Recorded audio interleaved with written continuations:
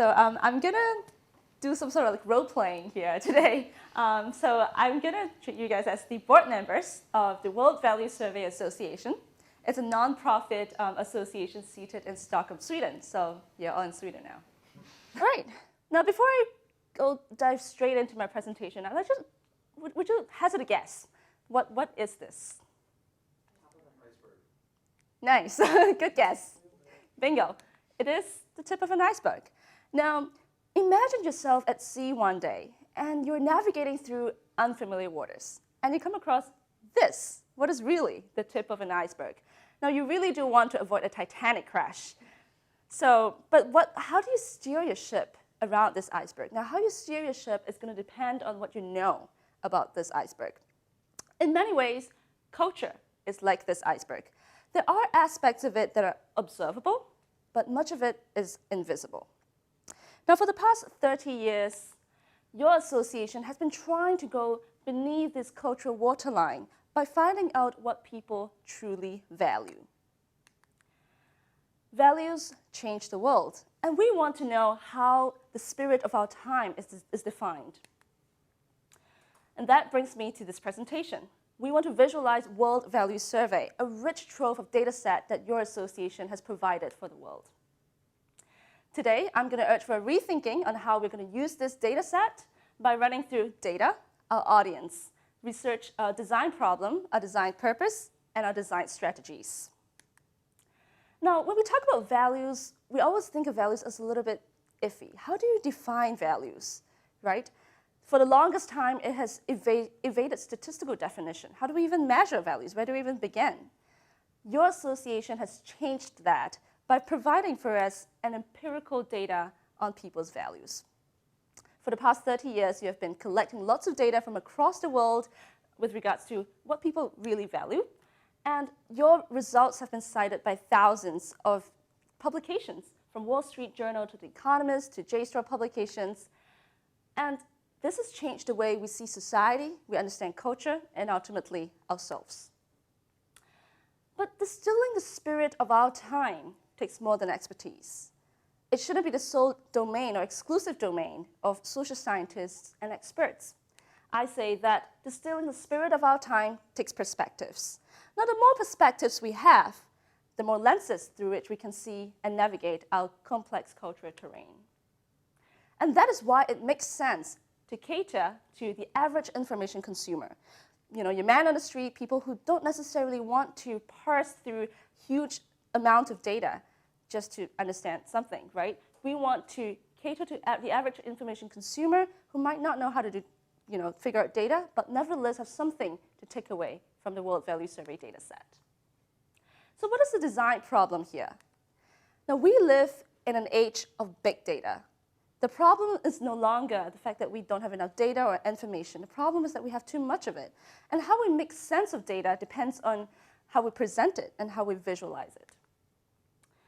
So your association has provided for us a rich trove of data online, and it's available on an online data analysis platform. But a closer look at this platform reveals several design issues. Firstly, the layout is far from exciting. There's lots of clutter on the page, and users could hardly navigate through these buttons. And look at the density of information presented in these traditional Excel charts. Not only are they visually discouraging, they're simply uninformative. So the problem here is that we have a gulf of evaluation. And that is a cognitive gap that we have to cross before we can understand these graphics. This is the problem we are trying to solve. We want to make data comprehensible. We want to make data easy to understand, but we don't want to compromise on the complexity of our data. So what are we trying to do here? We want to make data accessible and make exploration social. So easy that even my 80-year-old grandmother can understand data without knowing Excel. How do we do this? Part of the answer lies in, I think, interactivity. Interactivity allows us to do real-time analysis by allowing users to ask, explore, and find questions of interest. Personalization. Now, the last time you look at a group photo of yourself in, let's say, a friend's party, what's the first thing you usually do? You look for yourself, right, in the photograph. And I guess we are all kind of vain that way. But the same applies for data exploration. When you look at data, users are usually interested in finding out how their home countries perform or do with respect to other countries. Interactivity makes that possible by making numbers have more greater emotional relevance. Thirdly, we want to make data go social. And how do we do that? We want to be able to do data exploration that allows people to share the findings and interpret graphics in different ways. And that leads us to fodder for new hypotheses and stories. We are also guided by this design principle, very simply articulated by Edward Tufte, and that is that graphical elegance is often found in simplicity of design and complexity of data. Beautiful graphics do not traffic with the trivial. We want to reveal the complex through the simple. So what have we got here? I think you probably had enough of my ramblings about design principles and design strategies. We want to go from this to this. Our design team over the past couple months has come up with the World Visualizer, an interactive social data exploratory platform. What does this do? So as you can see, this is a much more minimalistic design as compared to the traditional Excel charts. So by toggling through these different options, users can easily navigate and find the questions of interest. So let's say we are interested in finding out what people think about work. Should men have more right to a job than a woman? Now, our survey data shows, interestingly, sort of an east-west divide. People in the West tend to think that men should not have more right to a job than a woman, and people in the East tend to think that, well, maybe men should have more right to a job than women. Interesting finding. And what this program also allows you to do is to resize these squares so that it reflects GDP instead of population. So here we see a correlation between income. As you can see, these countries that are richer with higher GDP also coincide with a more, I guess, liberal worldview, or a kind of more liberal worldview with regards to gender issues. How about politics? Let's say we're interested in politics and society. We want to find out what people think about political systems. Is it important to have a democratic political system? Let's resize this to population. Now, unanimously, countries think that it is important to have a democratic political system.